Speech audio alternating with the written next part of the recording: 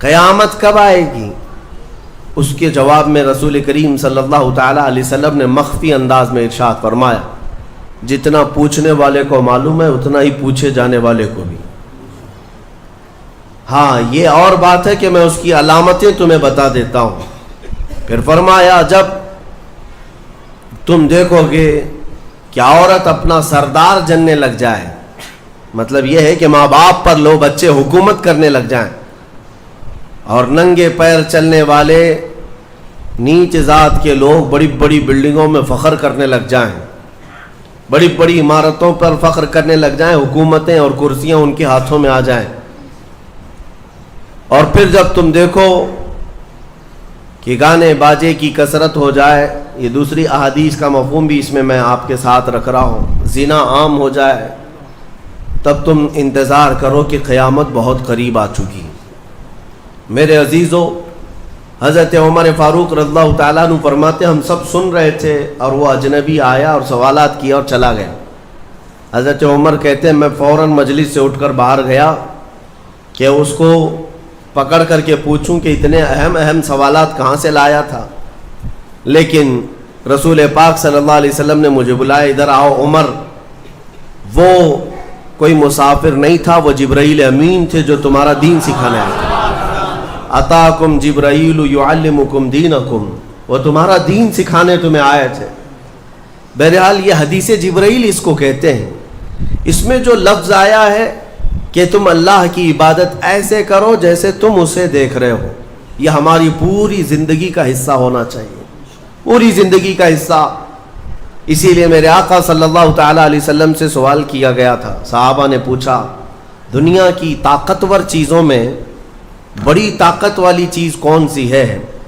ترتیب وار حضور اکرم صلی اللہ تعالیٰ علیہ وسلم نے ارشاد فرمایا لوہا ہے، لوہا بہت مضبوط چیز ہے۔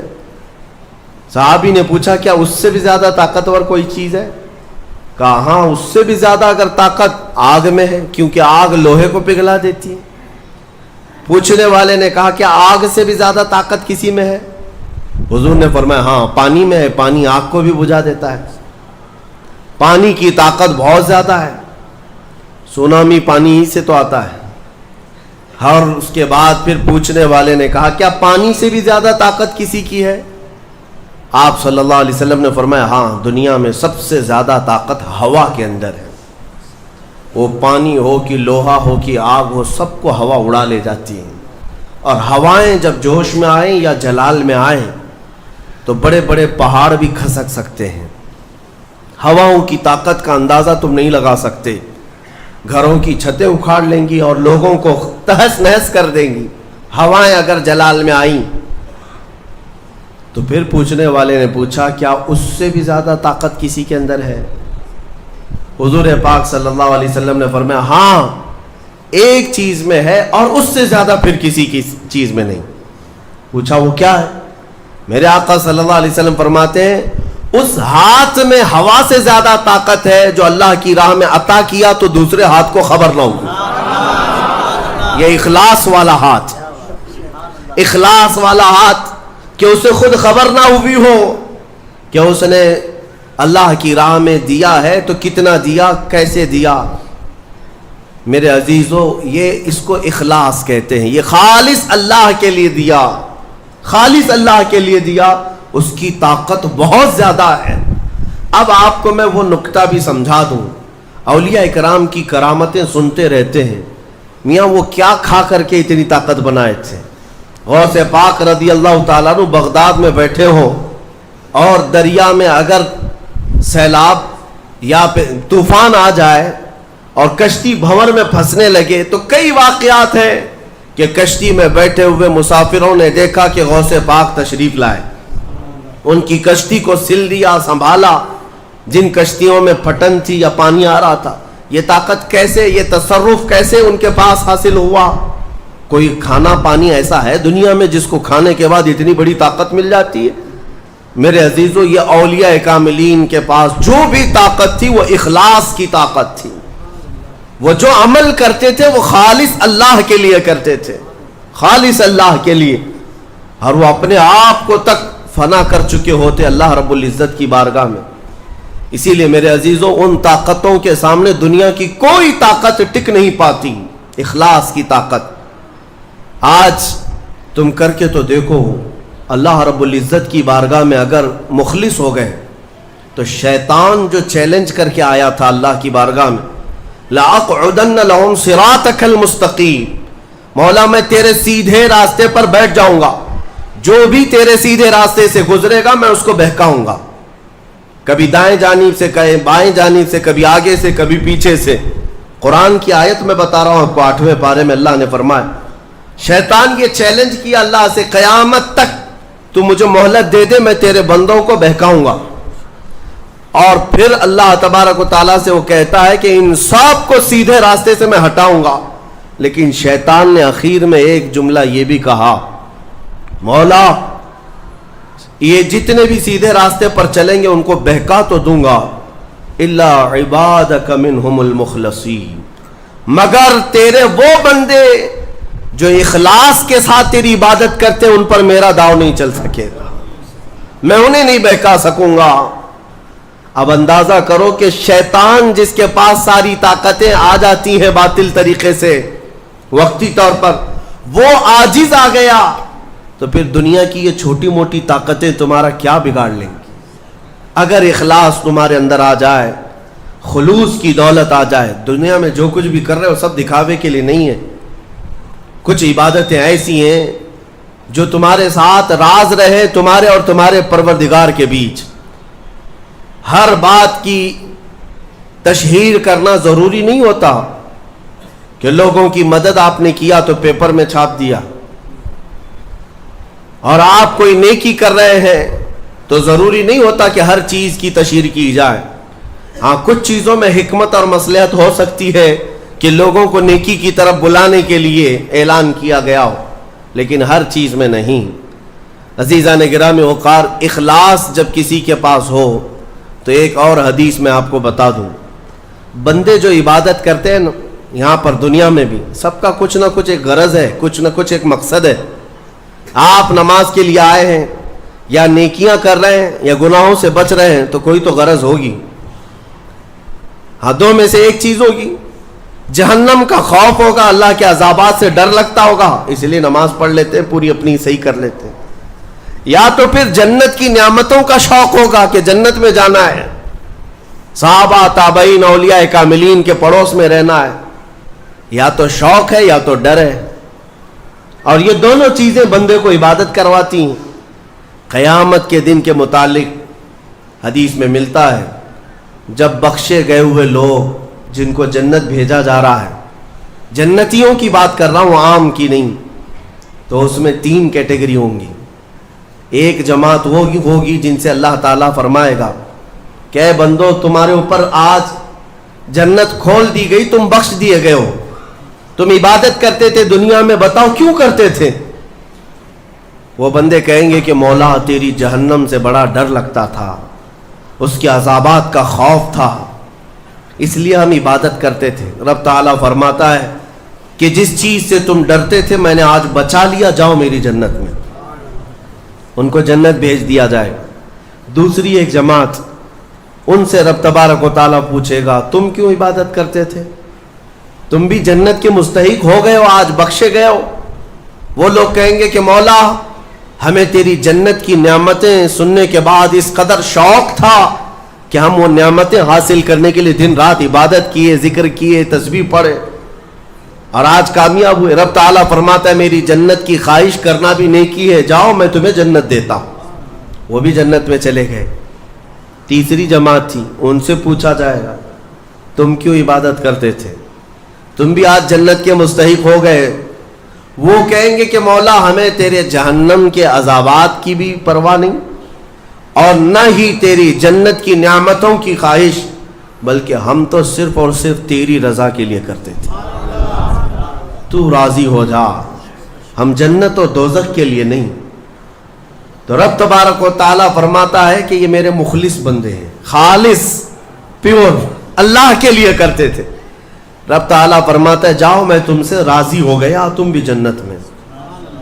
جنت میں جانے کا حکم دے دیا جائے لیکن فرمایا گیا وہ جماعت رک جائے گی، وہ کہیں گے نہیں ہم جنت میں نہیں جائیں گے۔ ایسا بھی کوئی ہے؟ وہ کہیں گے کہ مولا اگر ہم جنت میں جائیں گے تو اندر جو جنتی ہیں وہ ہمیں تانا ماریں گے، تم بھی جنت کے لیے کرتے تھے اور بولے کچھ اور ہو، بدلہ تو تم نے بھی لے لیا عبادتوں کا، ہمیں اپنی عبادتوں کا بدلہ نہیں چاہیے۔ رب تبارک و تعالیٰ فرماتا ہے میری رضا یہی ہے کہ تم جنت میں چلے جاؤ، میں تم سے راضی ہو گیا۔ وہ پھر رکے رہیں گے کہ مولا ہم نے جنت کے لیے نہیں تیری رضا کے لیے کیا ہے۔ پھر حکم ہوگا فرشتوں کو کہ ان کے ہاتھوں اور پیروں میں بیڑیاں باندھو اور کھینچ کے جنت میں لے جاؤ۔ وہ ایک جماعت ایسی ہے۔ یہ کون لوگ ہیں؟ جو مخلصین ہیں، خالصتاً اللہ کے لیے عبادت کرتے تھے۔ عزیزان گرامی وقار، جو اللہ رب العزت کے لیے کرنے والے لوگ ہیں، اللہ تعالیٰ ان کو ہمیشہ ذلت اور رسوائی سے محفوظ رکھتا ہے۔ اخلاص۔ بنی اسرائیل میں ایک خاتون تھی اور اس کا بڑا گھرانہ تھا۔ اس کا باپ جو تھا وہ بڑا کنجوس اور بخیل آدمی، بڑے پیسے والا۔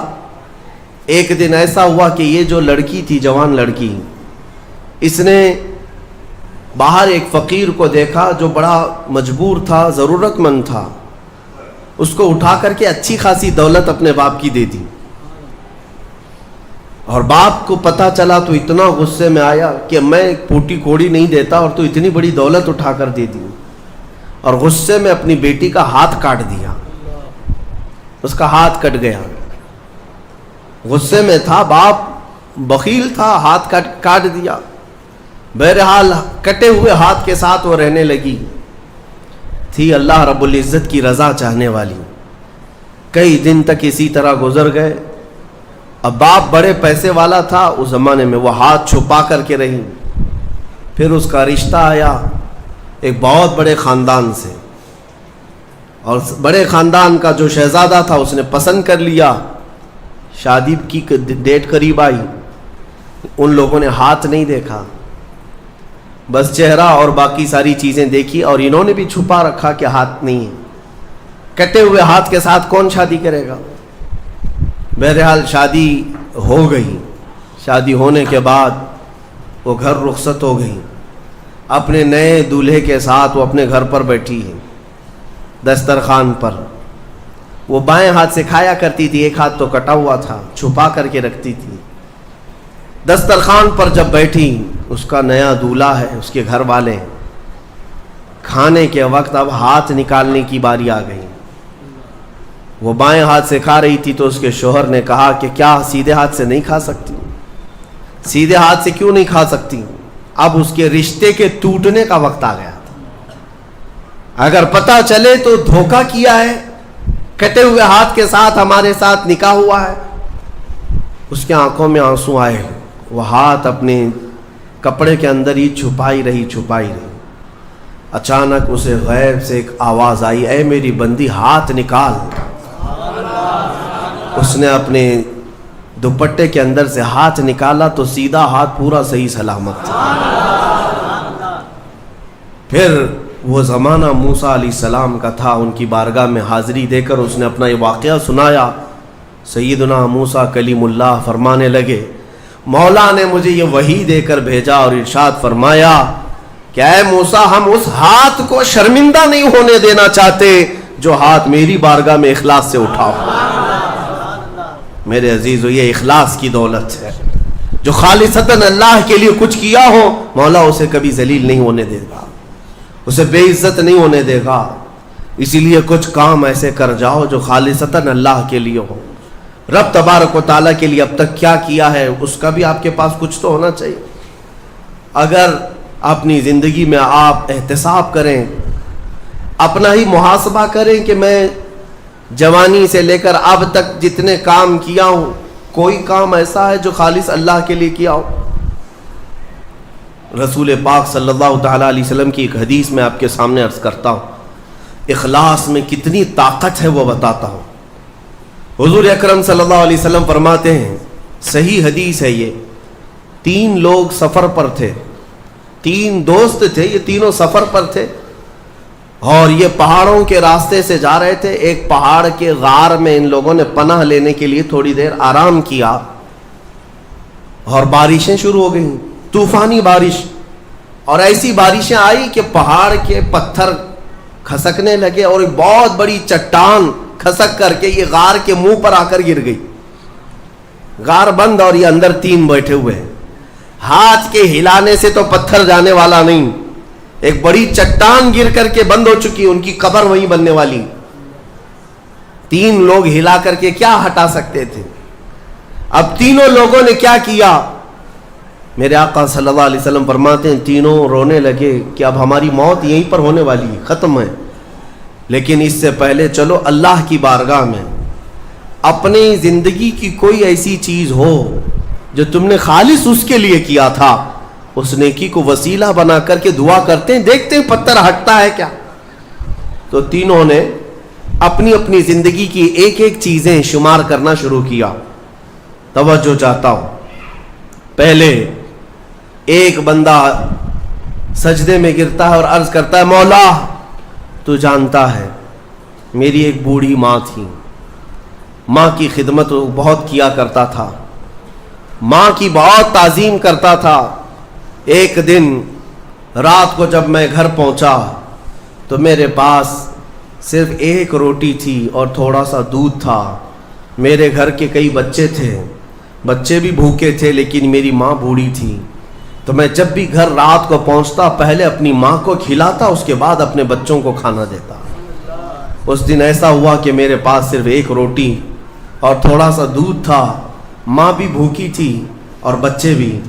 بچے آ کر لپٹ گئے, کہنے لگے کہ ہمارے لیے کھانا, بھوک کی شدت ہے. میں نے بچوں کو تھوڑی دیر کے لیے بٹھایا گھر کے باہر اور اس روٹی کو چور کر دودھ میں اپنی بوڑھی ماں کو کھلایا. میری بوڑھی ماں جو بھوکی تھی وہ پوری روٹی کھا گئی اور پورا شکم سیر ہو کر وہ دعا کرتے ہوئے سو گئی. اس رات کو میں بھی بھوکا رہا, میرے بچے بھی بھوکے رہے. ہمارے گھر میں اس کے علاوہ کوئی کھانا نہیں تھا. اے رب ذوالجلال, میں نے اپنی ماں کے ساتھ یہ جو حسن سلوک کیا خالص تجھے راضی کرنے کے لیے, خالص تجھے راضی کرنے کے لیے. مولا اگر یہ میری نیکی تجھے پسند ہے تو یہ چٹان کو ہٹا دے. وہ دعا کر رہا تھا, چٹان تھوڑی کھسک گئی, اپنے آپ کھسک گئی, لیکن اتنی نہیں کہ وہ نکل سکیں. دوسرا جو ساتھی تھا وہ سجدے میں گرا اور وہ دعا کرنے لگا. یہ پوری حدیث پاک موجود ہے جس کو میرے آقا نے بیان کیا. میرے عزیز و زندگی میں کوئی ایسی چیز ہو جو اللہ کے لیے کیا ہو, پھر دیکھنا زندگی کی مصیبتیں آئیں, اسی نیکی کو تم اللہ کی بارگاہ میں رکھ سکتے ہو. دوسرا سجدے میں گرتا اور کہتا ہے مولا تو بہتر جانتا ہے میں اپنی چچیری بہن کا عاشق ہو گیا تھا.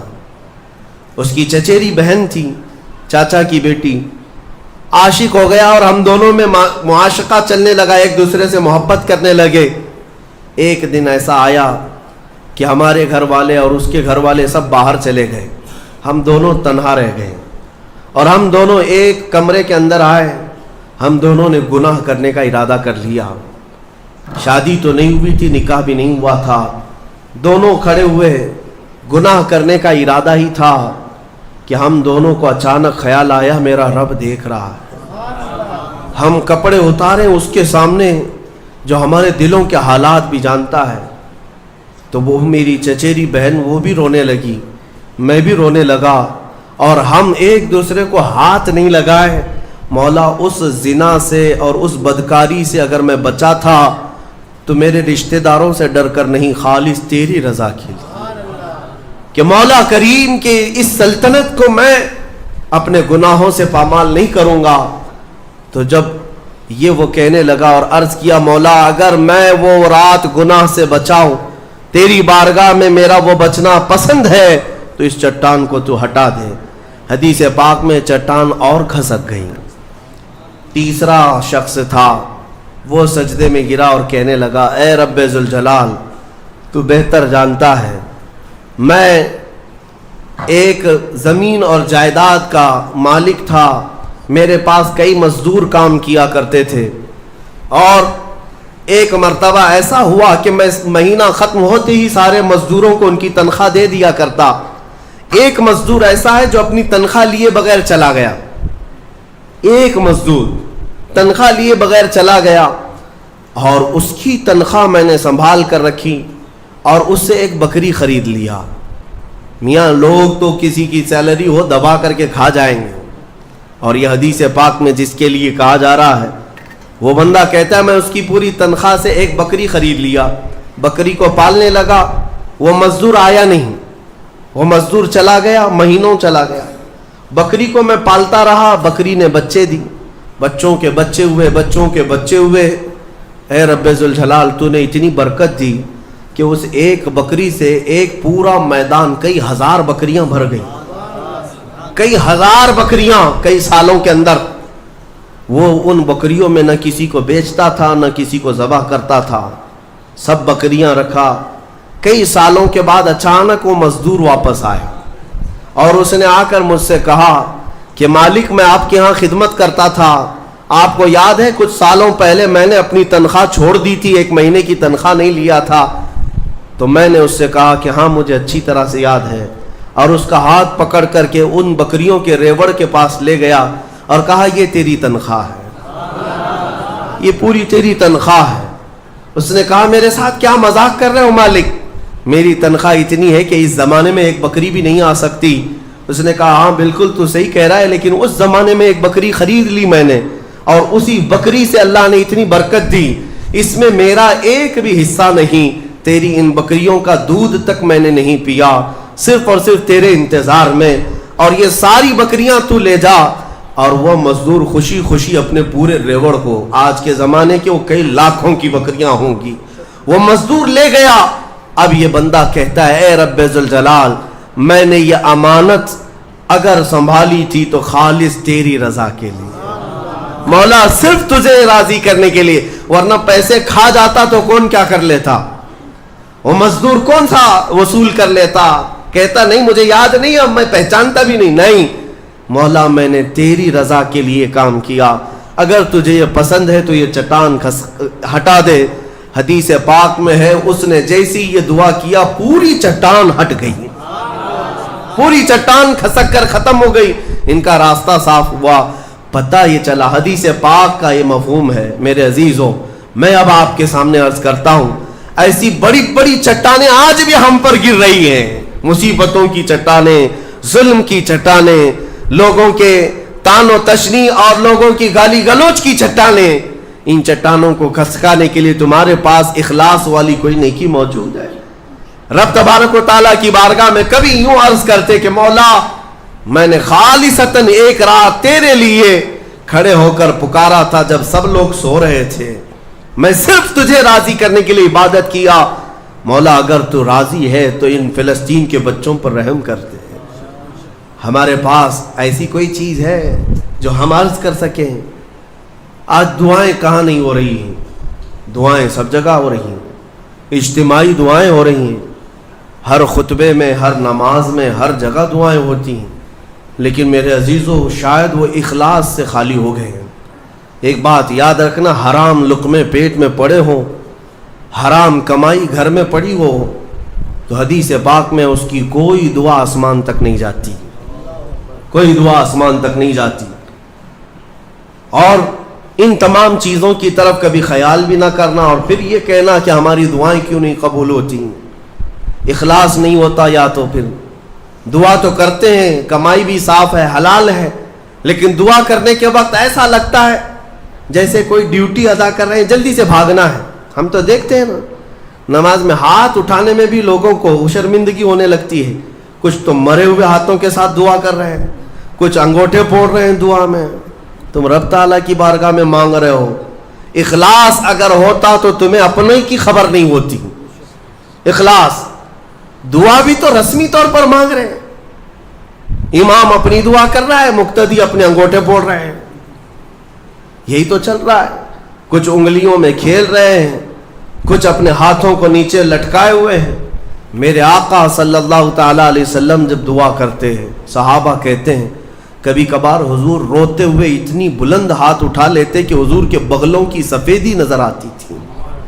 خانہ کعبہ کے پاس حرم پاک میں کبھی حضور دعا کرتے ہیں. میرے عزیزو دعا ایک طرح سے بھیک مانگنا ہے, اور وہ بھی پروردگار عالم کی بارگاہ میں. اور تمہارے انداز دیکھے جاتے ہیں, تمہارا اخلاص بھی دیکھا جاتا ہے. مانگنے میں ہی تم سیریس نہیں ہو, صرف رٹی رٹائی ہوئی چیزیں بولے جا رہے ہو, یعنی کسی نے یاد کرا دیا بس وہی بولے جاؤ. تمہارا دل کب کہہ رہا ہے, دل کی حضوری کے ساتھ کب کہہ رہے ہو. کچھ چیزیں خاص ہیں, صغیرہ کبیرہ ہمارے معاف کر دے, اس کو پتہ ہی نہیں صغیرہ کون ہے کبیرہ کون ہے. یہ تو رٹی ہوئی چیزیں بولے جا رہے ہو نا. اے اللہ ہمارے صغیرہ کبیرہ معاف کر دے. کیا ہے صغیرہ کبیرہ؟ کچھ پتہ نہیں, مولوی صاحب نے سکھایا تھا. دل کا جب حضور نہیں, دل کا اخلاص نہ ہو تو پھر کیا چیز مانگ رہے ہو اللہ کی بارگاہ میں. اخلاص یہ سب سے بڑی طاقت ہے. اگر یہ نہیں ہے تو عبادتوں کی جان ہی نہیں ہے. عبادتوں کی جان ہی نہیں ہے. عبادتوں کی جان اخلاص ہے. یہاں تک کہ امام غزالی رحمۃ اللہ تعالی علیہ نے ایک واقعہ ایسا بھی لکھا ہے, وہ پڑھنے کے بعد مجھے بڑی حیرت ہوتی ہے. ایک بزرگ تھے, 30 سال تک انہوں نے پہلی صف میں کھڑے ہو کر نماز ادا کی. 30 سال تک ایک بھی نماز ان کی تکبیر اولا بھی نہیں چھوٹی امام کے پیچھے. تکبیر اولا, امام جب پہلی تکبیر باندھ رہا ہے اس تکبیر میں وہ حاضر رہتے تھے. جماعت تو دور کی بات ہے, چھوٹنا, پہلی تکبیر کبھی نہیں چھوٹی 30 سال تک. 30 سال کے بعد ایک دن ایسا اتفاق ہوا کہ وہ مغرب میں لیٹ ہو گئے, 1 رکعت ہو گئی تھی. اور 30 سال کے بعد صفیں بھر گئی تھی, پیچھے جگہ ملی. وہ آئے اور کہا آج اگر میں پیچھے نماز پڑھوں گا سب گھوم گھوم کے مجھے دیکھیں گے. 30 سال سے جو پابند تھا کہاں گیا کہاں گیا. ہوتا یہی ہے سب, وہ شرمندگی کے مارے کہ لوگ مجھے دیکھیں گے کیا سوچیں گے, گھر چلے گئے. گھر جا کر مغرب پڑھ لی.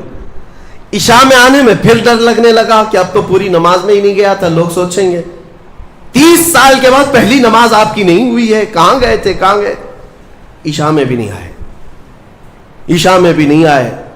اس زمانے میں ایک بڑے کامل بزرگ تھے, ان کو خبر کی گئی آج ایک بڑا حادثہ ہو گیا ہمارے شہر میں. کہا کیا؟ کہا فلاں بزرگ جو 30 سال سے مسجد میں تکبیر اولا کی بھی پابندی کرتے تھے آج وہ غائب ہے. تو اس بزرگ نے فرمایا چلو ہم ملتے ہیں. جا کر کے ملے کہ کیا ہے, طبیعت خراب ہو گئی, علیل ہو گئی, کیا ہوا؟ انہوں نے کہا کچھ ہوا نہیں, لیکن تھوڑا سا لیٹ ہو گیا مغرب میں, اور پھر پیچھے جگہ مل گئی 5-6 صفوں کے پیچھے. میں نے یہ سوچا کہ لوگ بعد میں کیا کہیں گے, لوگ کیا کہیں گے کہ اتنے سالوں کی پابندی کے بعد آج تمہاری پہلی صف بھی نہیں ہوئی, پہلی تکبیر بھی نہیں ہوئی. اس بزرگ نے کہا کس سے؟ 30 سال کی پابندی کرنے والے سے. کہا میاں جاؤ پچھلے 30 سال کی پوری نمازیں قضا کر لو, واپس دوبارہ پڑھ لو, اعادہ کرو. اس لیے کہ 30 سال جو تو نے پابندی کی نمازوں کی, وہ تو یہی سوچ کر کے کہ لوگ کیا کہیں گے. آج تیرے دل میں یہ جو خیال آیا کہ لوگ کیا کہیں گے مغرب کے پیچھے ہو جانے سے, اس کا مطلب ہے کہ 30 سالوں تک جو تو نے پابندی کی یہ لوگوں کے لیے کیا, اللہ کے لیے نہیں. جاؤ واپس لوٹاؤ 30 سال کی نماز سے. رونگٹے کھڑے ہو جاتے ہیں جب میں یہ پڑھا. واقعی میرے عزیزوں, اس بات کا خیال بھی نہیں آنا چاہیے ہمیں عبادتوں میں کہ لوگ ہمیں کیا کہیں گے. اللہ رب العزت کا ذکر ایسے کرو کہ مدہوش ہو جاؤ, صرف میرا مولا مجھے دیکھ رہا ہے, دنیا کیا کہہ رہی اس سے ہمیں کیا غرض ہے. آج یہی بیماری نے بہت ساری عبادتوں میں ہمارے خلل ڈال رکھا ہے, خلل ڈال رکھا ہے. تمہارے سنتوں سے دور ہونے کا ایک بڑا سبب بھی یہی ہے کہ لوگ کیا کہیں گے. یہ کبھی نہیں سوچتے کہ قبر میں جاؤں گا تو مصطفیٰ کیا کہیں گے, میرے آقا صلی اللہ تعالیٰ علیہ وسلم دیکھیں گے تو کیا کہیں گے. یہ کیوں خیال نہیں آتا؟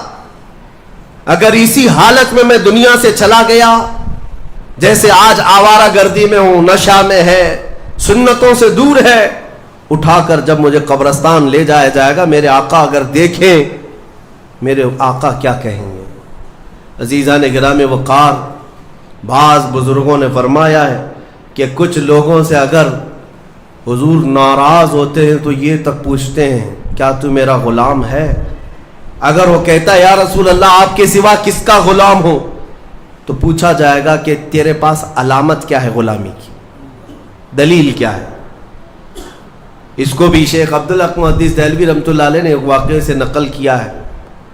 اس لیے میرے عزیزو اعلیٰ حضرت نے جو فرمایا آج لے ان کی پناہ، آج مدد مانگ ان سے، کل نہ مانیں گے قیامت میں اگر مان گیا. اپنی عبادتوں میں اخلاص عطا کرو. آج کے زمانے میں سب سے زیادہ ضروری بھی یہ چیز ہے.